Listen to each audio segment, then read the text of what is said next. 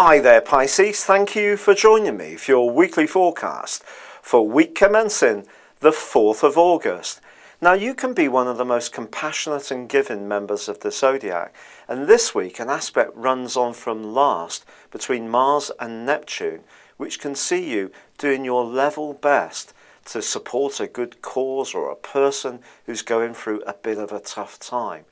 And if you really feel that someone's sincere or a situation is worthy of your attentions, you can put more into it than just about any other zodiac sign. That's just your nature. It's very much all or nothing. But you just have to be aware this week that there is two clusters of energies, some in your 6th house and some in your 9th house, which are competing with one another.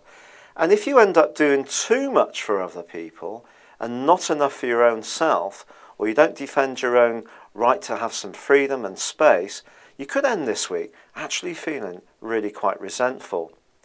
But with Venus still for 6 of the 7 days of this week in the most delicious part of your horoscope, this can be a week when your love and social lives can swing, and particularly if you're going out with friends that you work with or people that you know on an everyday basis. And you may find that someone is actually really quite entertaining. But if there are practicalities to attend to, you really do need to concentrate. Sometimes you can get very caught up with the noble idea that you're really inspired by. The details sometimes can just leave you a little bit cold, but just be focused on those realities, and that will mean that everything that has to be done, all the I's that need to be dotted and the T's that need to be crossed will get done, and then you can give yourself space to go off and do things that are more for you.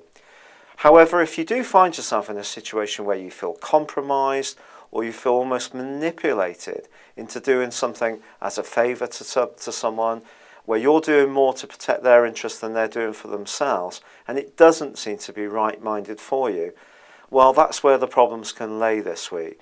So just be conscious of that. Time management, space management, your boundaries, all these things are going to be important. In short, don't volunteer without thinking through what the ramifications or the unexpected consequences could be. By the end of the week, however, Venus does move and there is a full moon. The full moon suggests that when it comes to work, your working situation, there could be someone you encounter who has a tendency to exaggerate things. But they may not exaggerate things to you, they're much more likely to exaggerate things to someone else they talk to.